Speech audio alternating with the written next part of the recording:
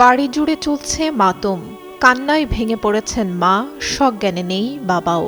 কেননা প্রবাসে সড়ক দুর্ঘটনায় প্রাণ ঝরেছে দুই সন্তানের। যারা দেশ ছেড়েছিলেন ভাগ্যের চাকা বদলাতে, সেই ভাগ্যের নির্মম পরিহাসে এলাকা জুড়ে নেমে এসেছে শোকের ছায়া। লক্ষ্মীপুরের চন্দ্রগঞ্জ উপজেলার গণিপুর গ্রামের বাসিন্দা ফয়েজ আহমেদ সজীব বছর চারেক আগে নিজের স্ত্রী ও শিশু সন্তানকে রেখে জীবিকার তাগিদে পাড়ি জমান সৌদিতে। পরে বড় ভাইয়ের সহযোগিতায় সেখানেই যান মেজ ভাই ফরহাদ হোসেন সুজন, গড়ে তোলেন নিজেদের ব্যবসা। আমার দুই ভাতিজা সৌদি আরবে গাড়ি অ্যাক্সিডেন্টে মারা গেছে।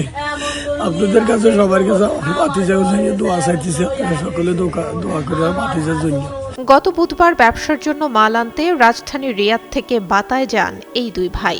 ফেরার পথে রিয়াদের ওয়ালি আল দাওয়াসির এলাকায় তাদের গাড়িটিকে সজোরে ধাক্কা দেয় বিপরীত দিক থেকে আসা একটি কাভার্ড ভ্যান।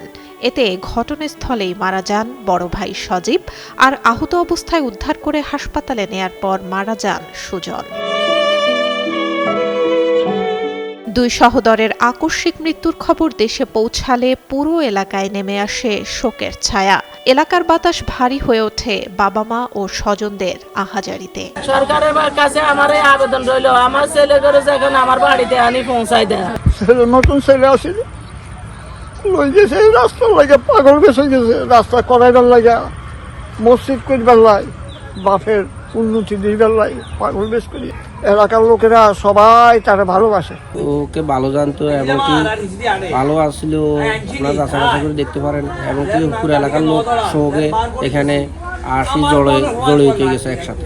দুই ছেলের মরদেহ দ্রুত দেশে ফিরিয়ে আনতে সরকারের সহযোগিতা কামনা করেছেন স্বজনরা। আমরা দেশ যদি এখানে চাই যদি মারি দিতে পারি, এটাই আমার আবেদন, আর কিছু আবেদন নাই আমার সরকারের কাছে।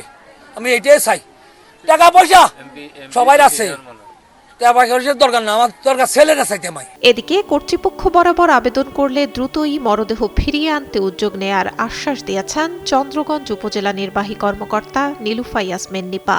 এই ধরনের ক্ষেত্রে ওনাদের কাছ থেকে যদি আমাদের কাছে কোনো আবেদন বা আবেদন আছে, সেটা প্রবাসী কল্যাণ মন্ত্রণালয়ের মাধ্যমে নরমালি সেগুলো পাঠানো হয় এবং সেই মারফতে আমরা তাদেরকে সহযোগিতা করতে পারবো বলে আশা করি। পরিবারের হাল ধরতে গিয়ে প্রবাসে অকালে ঝরে যাওয়া দুই ভাইয়ের জন্য দেশবাসীর কাছে দোয়া চেয়েছেন তাদের পরিবার ও এলাকাবাসী। সুলতানা সুরমা, যুগান্তর নিউজ।